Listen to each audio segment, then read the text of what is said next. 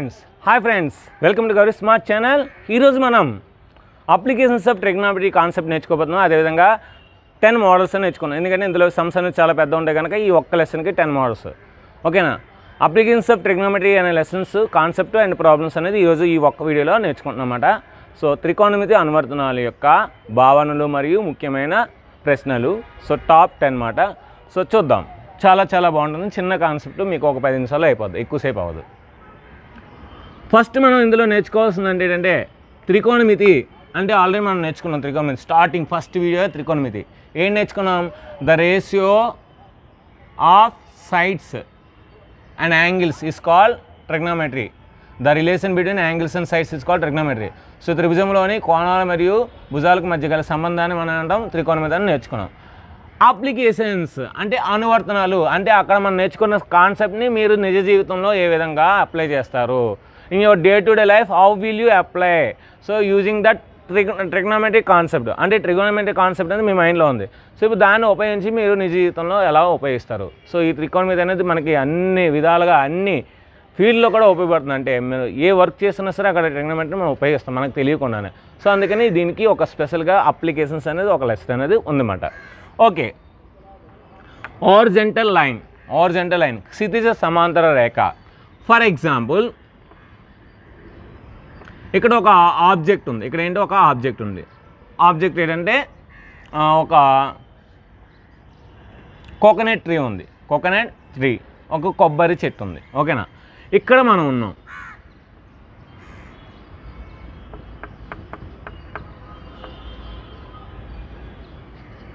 Okay, ఇది ఏంటి? Ground అంటే నేల.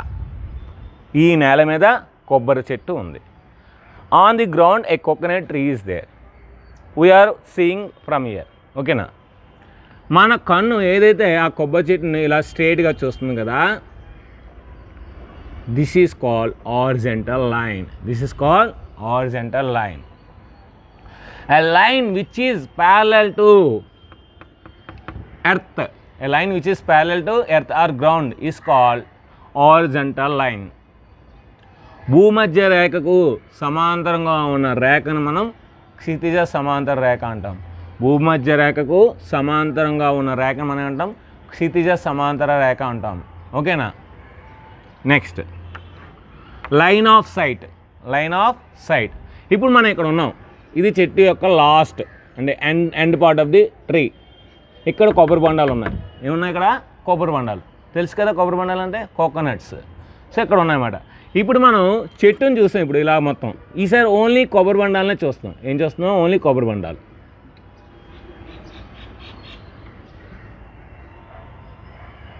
సో మన కన్ను చెట్టును చూస్తే ఆ లైన్ ఏంటి? Horizontal line. మన కన్ను మొత్తం చెట్టును చూస్తే ఏదైతే లైన్ ఫామ్ అయిందో అదేంటి? హారిజాంటల్ లైన్, క్షితిజ సమాంతర రేఖ. మనం చెట్టును చూస్తే దాన్ని మనకి ఏదైతే ఆ చెట్టుకి మనకి ఒక లైన్ ఫామ్ అవుతుంది దాన్ని ఏమంటాం? క్షితిజ సమాంతర రేఖ. ఒకవేళ మన కన్ను ఓన్లీ కొబ్బరి బొండాలు మాత్రమే చూస్తుంది, చెట్టును చూడలేదు, ఓన్లీ కొబ్బరి బొండాలే, అప్పుడు మన కంటికి ఆ కొబ్బరి బొండాలకి ఒక లైన్ అనేది ఏర్పడుతుంది. మన కంటికి ఇక్కడ ఉన్న కోకోనట్స్ ఏవైతే ఉన్నాయో ఈ కోకోనట్స్కి ఒక లైన్ అనేది ఫామ్ అయింది. This is called line of the sight. Line of sight, దృష్టి రేఖ అంటాం. అంటే మన దృష్టి ఆ కొబ్బరి బండాల మీద ఉంది కనుక ఇక్కడ ఒక రేఖ ఏర్పడింది కనుక దాన్ని దృష్టి రేఖ అంటాం. ఏమంటాం? దృష్టి రేఖ.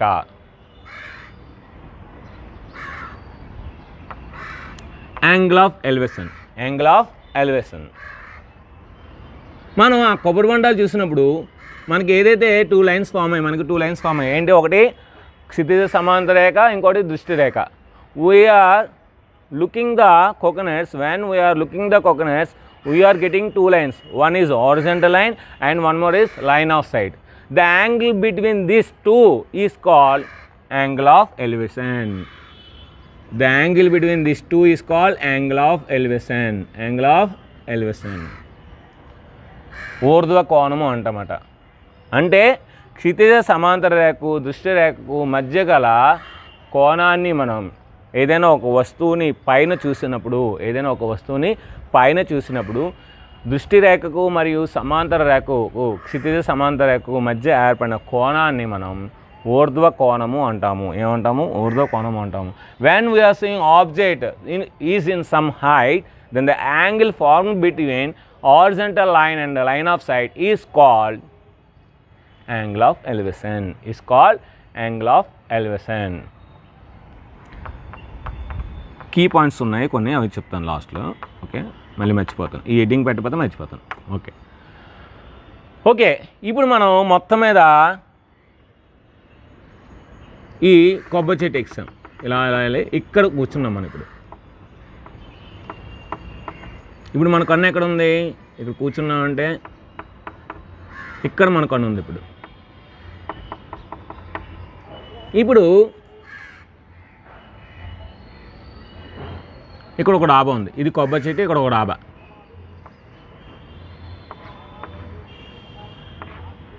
ఓకే, 3 ఫ్లోర్స్ ఉంది. ఇక్కడ అమ్మాయిలు అబ్బాయిలు ఆడుకుంటున్నారు. ఓకేనా? ఇప్పుడు ఈ కొబ్బరి చెట్టు ఎక్సాం. ఈ కొబ్బరి చెట్టు ఎగస్తే ఇక్కడ నుండి ఇప్పుడు మనం ఇక్కడ చూస్తున్నాం. ఇక్కడ అబ్బాయి ఎక్కడ అనుకోండి, అమ్మాయిని చూస్తాం. అమ్మాయి ఎక్కింది అనుకోండి, అమ్మాయిలు ఎక్కడ కొబ్బరి చెట్టు ఒకవేళ ఎక్కిందా అనుకోండి, ఆ అబ్బాయిని చూస్తాం. సో ఇలా అనుకోండి. అప్పుడు ఏంటి, మనకి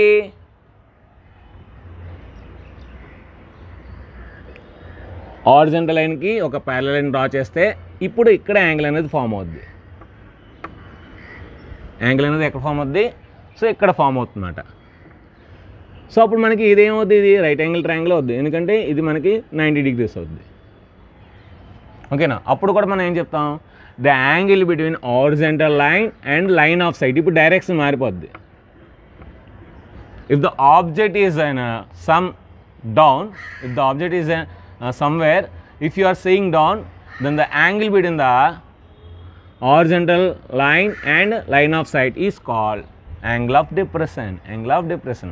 వస్తువు కింద ఉన్నప్పుడు క్షితిజ సమాంతర రేఖ మరియు దృష్టి రేఖకు మధ్య గల కోణాన్ని నిమ్న కోణము అంటాము. నిమ్న కోణము అంటాము. ఓకేనా?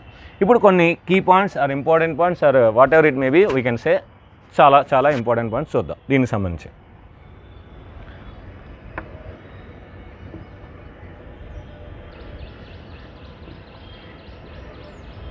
ఇప్పుడు చూడండి, this is called angle of elevation. Angle of elevation.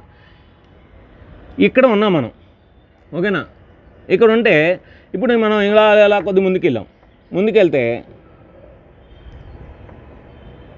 బాగా అబ్జర్వ్ చేయండి, ఈ యాంగిల్ ఈ angle.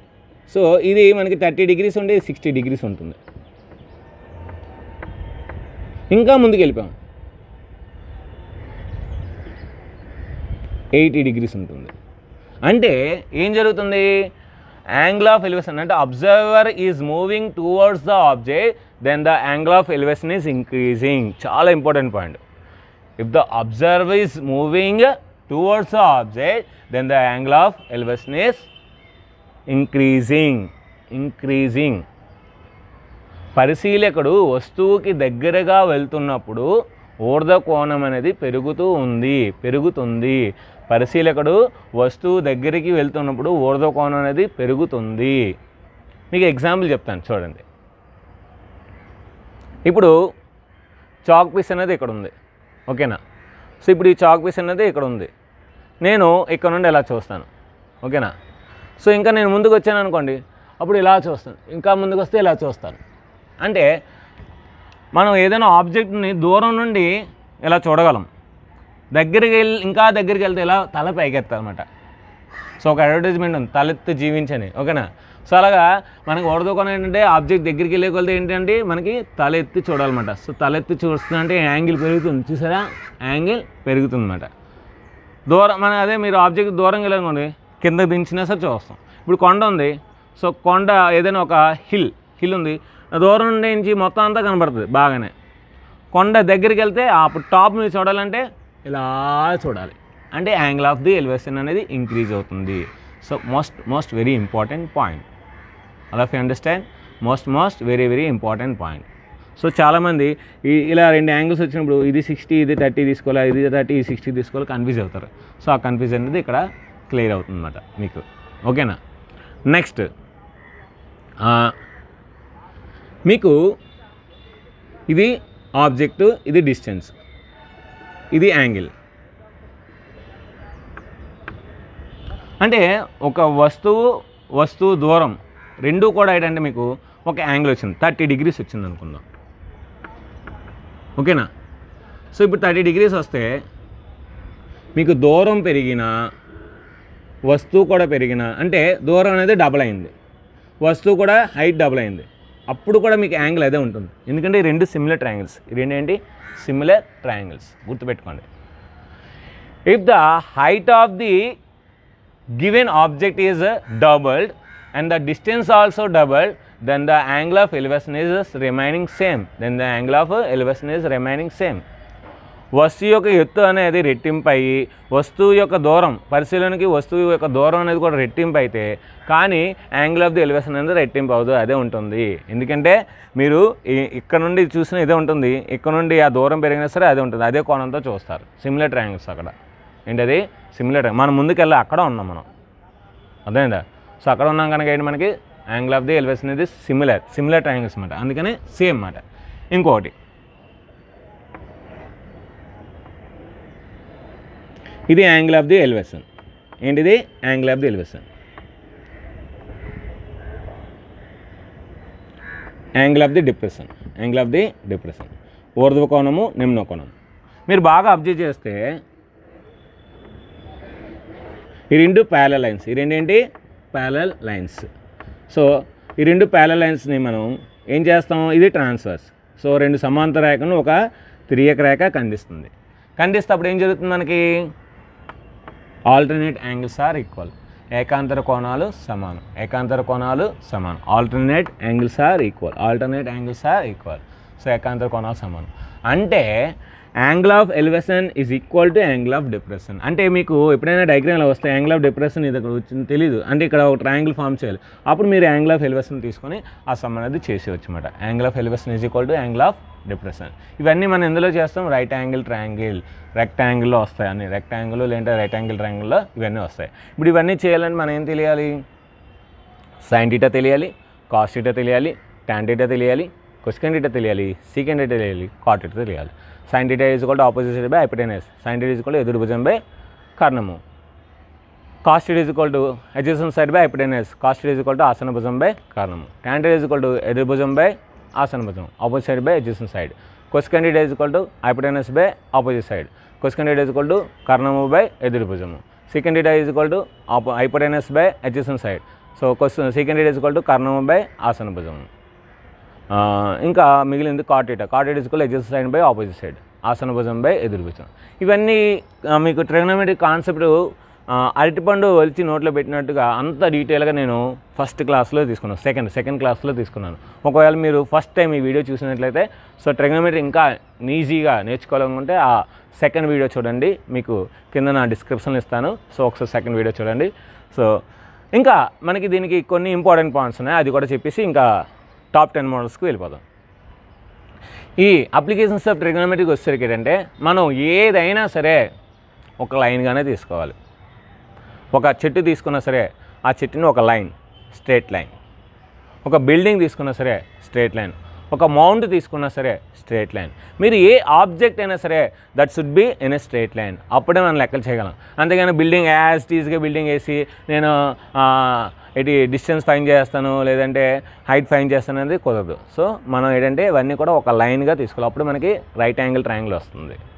At the same time ఏంటంటే ఇక్కడ మనం అబ్జర్వర్ ఎవరైతే ఉన్నారో వాళ్ళని పాయింట్గా తీసుకోవాలి, వాళ్ళని ఏం తీసుకోవాలి పాయింట్గా, అంతేగాని హైట్ ఆఫ్ ది అబ్జర్వర్ తీసుకొని నేను డయాగ్రామ్ వేసేస్తానంటే కుదరదు. సో ఏంటి అబ్జర్వర్ అనేది పాయింట్గా తీసుకోవాలి. ఒకవేళ వాడు సమ్లో మెన్షన్ చేస్తే అప్పుడు తీసుకోవాలి the height of the observer 7 meters or 6 meters ఇలా ఇచ్చేదనుకోండి, అప్పుడు మనం తీసుకోవాలి. హైట్ ఆఫ్ ది స్టాచ్యూ అని ఇలాగ ఇస్తే మనం తీసుకోవాలి. ఆడు మెన్షన్ చేయకపోతే మనం పాయింట్గానే తీసుకోవాలి. ఈ 2 పాయింట్స్ అనేది చాలా చాలా ఇంపార్టెంట్ అనమాట. ఇవి ఎక్కడెక్కడ యూజ్ చేస్తారంటే ఒక చెట్టు యొక్క హైట్ కనుక్కోవడం కోసం, లేదంటే చెట్టు నుండి మనకి ఎంత దూరంలో ఉన్నాము, లేదంటే రోడ్లు వేసినప్పుడు కానీ, ఓకేనా, కొండల మీద రోడ్లు వేసినప్పుడు కానీ, ఇలాగా సో సముద్రం యొక్క లోతు, సరస్సు యొక్క లోతు, ఒక సిప్పు మునిగిపోతే ఆ సిప్పు ఎంతవరకు మునిగింది, ఇలాగా చాలా చాలా అప్లికేషన్స్ అనేవి మన నిజ జీవితంలో ఉపయోగిస్తామన్నమాట. ఇంకా ఆలస్యం చేయకుండా టాప్ 10 మోడల్స్కి వెళ్ళిపోదాం. ఇప్పుడు 10 టాప్ మోడల్స్లోని 5 ప్రాబ్లమ్స్ వద్దాం, తర్వాత 5 ప్రాబ్లమ్స్ వద్దాం. The height of a tower is 10 meters, then the length of its shadow when the sun's angle is 45 degrees. చూడండి సింపుల్, అన్నిటికీ రైట్ యాంగిల్ ట్రయాంగిల్ వస్తుంది మ్యాక్సిమం. ఏమన్నాడు, height of the tower 10 meters అని ఇచ్చాడు, angle of elevation 45 degrees ఇచ్చాడు. అయితే shadow అడుగుతున్నాడు. So shadow length of the shadow ఒకటే గుర్తుపెట్టుకోండి, 45 degrees వచ్చి హైట్ ఇచ్చిన షాడో అంతే అవుతుంది. ఒకవేళ షాడో వచ్చి 45 degrees ఇచ్చిన హైట్ అంతే అవుతుంది. ఒకవేళ లెంత్ షాడో హైట్ లెంత్ రెండు కూడా ఈక్వల్ ఉంటే ఆ angle 45 degrees. So answer 10 meters. అర్థమైందా? ఎందుకంటే tan 45 కదా. సో tan 45 ఎంత 1 is equal to 10/L. So L is equal to 10 అంతే. అంటే అటువంటి సమ్స్ ఇంకా మనం పెన్ పేపర్ పెట్టవసరం లేదు, ఒకటే గుర్తుపెట్టుకోండి. హైట్ ఇచ్చాడు, షాడో ఇచ్చాడు, రెండు ఈక్వల్గా ఇచ్చాడు, యాంగిల్ అడిగాడు 45 degrees. ఎందుకంటే ఆ రెండు క్యాన్సిల్ అయిపోతే 1 వస్తుంది. సో tan 45 1 కనుక opposite side by adjacent side కదా. సో ఎదురు భుజం బై ఆసన భుజం, అదేంటి 1 వస్తుంది కనుక మనకు ఆటోమేటిక్గా ఆన్సర్ 45 degrees. గుర్తుపెట్టుకోండి, హైటు లెంత్ రెండు ఈక్వల్గా ఉన్నాయి, యాంగిల్ అడిగాడు 45 degrees. కళ్ళు మూసుకుని ఆన్సర్ 45 degrees పెట్టచ్చు చేయకుండా, ఓకేనా. 45 degrees ఒక యాంగిల్ ఇచ్చాడు, హైట్ ఇచ్చాడు, షాడో అదే అవుతుంది. ఆడ ఏదైతే ఇచ్చాడో అదే ఆన్సర్. షాడో ఇచ్చాడు, 45 degrees ఇచ్చాడు, హైట్ ఇచ్చాడు. సో హైట్ అడిగినా సరే అదే ఆన్సర్ వస్తుందన్నమాట. సో అలాగా ఈజీగా ఉంటాయి కొన్ని bits. Next, the angle of elevation of a tree when it's shadow is 1 meters and it's height is √3 meters. చూడండి ఇక్కడ డిఫరెంట్గా ఉంది కనుక మనం రాసుకోవాలి కంపల్సరీగా. షాడో 1 అంట, హైట్ ఏంచి √3 అంట, angle of elevation of the tree అడిగాడు.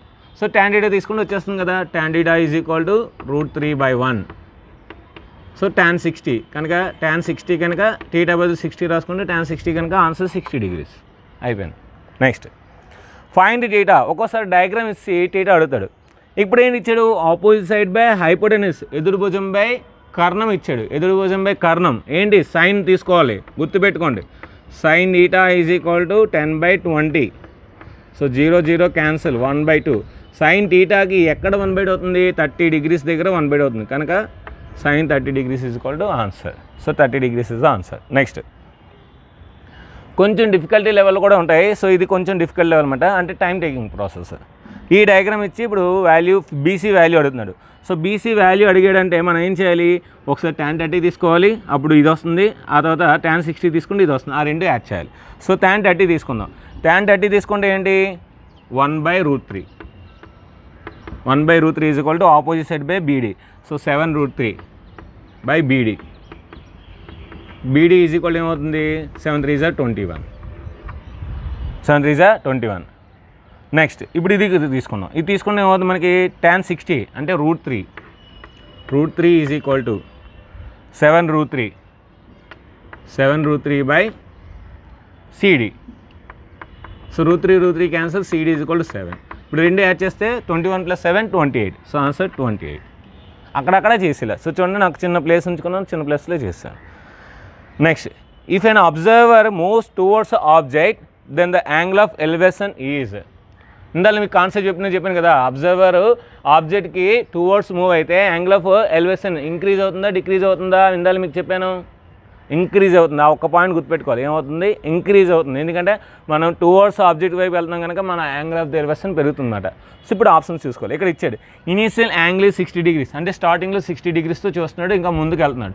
60 degrees కన్నా ఎక్కువ అవ్వాలి మనకు. ఆప్షన్స్లో 60 degrees కన్నా ఎక్కువ ఏదైతే ఉంటుందో అదే ఆన్సర్.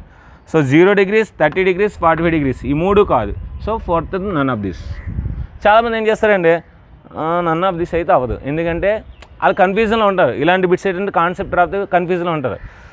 ఓకే 60 degrees కదా, అయితే 45 degrees కానీ 30 degrees ఇది అవుతుంది, లేదంటే ఇది అవుతుంది. ఈ రెండిట్లో ఏదో పెట్టేస్తారు. 0 అయితే అవ్వదు, నాకు తెలుసు, ఎందుకంటే ఎంతో కొంత కోణంతో చూడాలని తెలుసు కనుక ఈ రెండిట్లో పెట్టేస్తారు. కనుక ఆన్సర్ ఏంటి, నన్ ఆఫ్ దిస్. ఇలాంటి కాంప్లికేటెడ్ బిట్స్ కూడా ఉంటాయి, కాన్సెప్ట్ ఓరియంటెడ్. సో కొద్ది గుర్తుపెట్టుకోండి. నెక్స్ట్ రిమైనింగ్ 5 మోడల్స్కి వెళ్దాం. ఓకే, ఇప్పుడు మనం రిమైనింగ్ 5 మోడల్స్ చూద్దాం. A person walking 20 meters towards a chimney observes an angle of elevation changes from 30 degrees to 45 degrees, then the height of the chimney is. ఒక వ్యక్తి అంట ఒక చిమ్నీ వైపు వెళ్తున్నాడంట, 20 meters వెళ్ళాడంట. 20 meters వెళ్ళిన తర్వాత అబ్జర్వ్ చేశాడంట. ఏమైనా అబ్జర్వ్ చేశాడు, యాంగిల్ ఆఫ్ ఎలివేషన్ అనేది 30 degrees నుండి 45 degreesకి పెరిగిందంట. అయితే హైట్ ఆఫ్ ది చిమ్నీ అడుగుతున్నాడు. సో వెంటనే మీకు ఇలా వచ్చినప్పుడు అంటే మనకి ఇందాల ఒక డయాగ్రామ్స్ డ్రా చేశాను కదా, మూవర్డ్స్ టువర్డ్స్ మూవింగ్ ఆబ్జెక్ట్ అనేది, ఆ డయాగ్రామ్ ఇక్కడ వేసి వెంటనే వేసిలా. ఇది డయాగ్రామ్, ఓకేనా. హైట్ తెలియదు, మనం కనుక్కోవాలి. సో ఇది 45 degrees, ఎప్పుడైనా సరే దగ్గర ఉన్నది ఎక్కువ ఉంటుంది, దూరం ఉన్నది తక్కువ ఉంటుంది, ఓకేనా. ఇది 20 meters నెట్ సైడ్. సో అక్కడే చేసిలా 45 degrees అంటే ఇందాక స్టార్టింగ్లో మీకు చెప్పాను ఫస్ట్ ప్రాబ్లం. సో ఇది కూడా ఏమవుతుంది, హెచ్ అవుతుంది, ఓకేనా. అయిపోయింది సమ్. ఇప్పుడు tan 30 తీసుకున్నాం. tan 30 అంతా 1/√3. So 1/√3 is equal to h/20 + h.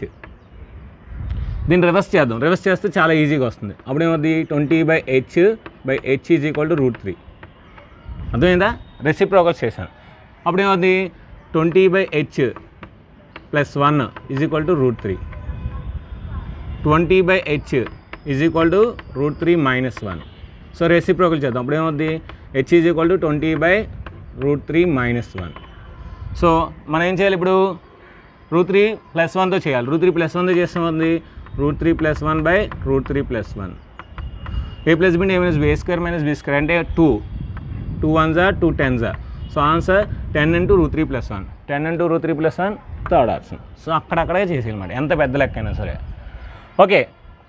A ladder 19 meters leaning to a wall at 60 degrees with the ground the distance from the foot of the wall. ఏం లేదండి, చాలా సింపుల్. ఇది ఒక ల్యాడర్ అంట 19 meters height length అంట, అదేంచి ఒక గోడకి ఇలా వాలిందంట. అయితే మనకి ఇప్పుడు 60 degrees యాంగిల్ చేస్తుందంట గ్రౌండ్తో. ఇప్పుడు ఈ డిస్టెన్స్ కావాలి. ఈ డిస్టెన్స్ కావాలంటే ఏంటి మనకి, అది అడ్జసెంట్ సైడ్, ఆసన భుజం బై కన్నా అడ్జసెంట్ సైడ్ బై హైపోటెనస్. అంటే ఏం తీసుకోవాలి, cos 60. cos 60 అంతా 1/2. సో 1/2 ఈజ్ ఈక్వల్ టు మనకి డిస్టెన్స్ బై 19. సో 19 ఎక్కడికి వెళ్ళిపోతుంది. అప్పుడు ఏమవుతుంది, డిస్టెన్స్ ఈజ్ ఈక్వల్ టు 19/2. 19లో ఆఫ్ ఎంత, 9.5. So answer 9.5. Fourth option. Next, the angle of elevation of the top of the tower from a point 60 meters from its foot of the east and height. Same ఇది కూడా అంతేనండి. Height కావాలంట, ఇది 30 degrees అంట. ఏమి ఇచ్చాడు, angle of elevation 30 degrees ఇచ్చాడు. From 60 meters fruit అంట, ఇది 60 meters ఉందంట. సో హైట్ tan θ తీసుకున్నాం. tan 30 degrees 1/√3 is equal to h/60. సో ఇప్పుడు ఇది ఇక్కడికి వెళ్తే ఏమవుతుంది, h is equal to 60/√3. So rationalising చేస్తే √3 అంటే 3 20s 20 √3 is answer. 20 √3. So fourth answer. Next, which of the following is line of sight. క్రింది వాళ్ళ దృష్టి రేఖ ఏది. సో 4 ఆప్షన్స్ ఇస్తాడు. ఇది దృష్టి రేఖ కాదు, ఇదా కాదు, ఇదే కదా, ఎస్. నన్ను పెట్టకూడదు, ఇచ్చాడు ఏరో మార్క్ ఇచ్చాడు. సో ఇలా దృష్టి రేఖ అనమాట. అది కిందకైనా ఉండొచ్చు, పైకైనా ఉండొచ్చు. ఇది hypotenuse is nothing but, so మనకి line of sight. The length of the side of a vertical pole is √3 times of the its original length then the angle of elevation of the sun. So simple అండి, చూడండి ఇక్కడ చిన్న diagram వేసేస్తే వచ్చేస్తుంది. ఇది ఎంత అయితే ఉందో ఆ లెంత్ అంటే ఇది √3 times అంటే షాడో, అంటే ఇది 1 అనుకుంటే ఇది √3 అవుతుంది. సో అప్పుడు మనకి ఏమవుతుంది, యాంగిల్ 1/√3. 1/√3 అంటే tan 30 degrees. సో 30 degrees అనేది ఫోర్త్ ఆప్షన్. 1/√3 వచ్చింది, opposite side by adjacent side. 1/√3 అంటే tan 30 degrees, ఎదురుభుజం బై ఆసన భుజం తీసుకున్నాను. 1/√3 వచ్చింది. So tan 30 degrees. సో ఇది friends applications of trigonometry top 10 models అన్నమాట. సో ఇంకా ఇందులో చాలా మోడల్స్ ఉంటాయి. బట్ ఏంటంటే మీరు డయాగ్రామ్ వేయడం వస్తే మీకు సమ్ అనేది ఈజీగా వస్తుంది. ఒకవేళ డయాగ్రామ్ రాంగ్ వేస్తే సమ్ అనేది పోతుంది. కనుక ఇది 1 మార్కు ఇస్తాడు, లేదంటే 2 మార్కులు ఇస్తే అంతకన్నా ఎక్కువడు, ఎయిదర్ 1 mark or 2 marks. ఇలాంటి పెద్ద సమ్స్ ఇచ్చినప్పుడు ఇది లాస్ట్లో చేయండి, ఆర్ లీవ్ ఇట్, వదిలేయండి, పర్లేదు, ఏమైపోదు, వదిలేయండి, ఓకేనా. మీకు కష్టమైతే అది అందరికీ కష్టమే. ఆ ఒకటే కాన్సెప్ట్ మైండ్లో పెట్టుకోండి. నాకే కష్టం ఉంటే అందరికీ కష్టమే, నేనే చేయలేకపోతున్నానంటే ఎవ్వడూ చేయలేదు అనే కాన్సెప్ట్తోనండి ఎక్కడ మటుకు. ఎందుకంటే కొన్ని సమ్స్ ఏంటంటే చాలా లెందీ సమ్స్ ఇస్తాడు, టైం వేస్ట్ చేయడం కోసం, కావాలని టైం వేస్ట్ చేయడం కోసం. సో ఇదొకటి. నెక్స్ట్ మెన్సురేషన్ ఒకటి కొద్ది జాగ్రత్తగా చేయాలి నాన్న, టైం అనేది స్పెండ్ చేసుకోవాలి. లాస్ట్ మనం అన్ని షార్ట్ కట్స్ ఇచ్చేసి ఇవి నార్మల్ ప్రాసెస్లో చేయాల్సి ఉంటుంది ఒక్కోసారి సందర్భంలో, ఓకేనా. సో ఇది ఫ్రెండ్స్, ఈ వీడియో నచ్చితే మటుకు లైక్ చేయండి, షేర్ చేయండి, కామెంట్ చేయండి, సబ్స్క్రైబ్ చేయండి, పక్కన బెల్ ఐకాన్ని క్లిక్ చేయండి. Thank you very much, bye.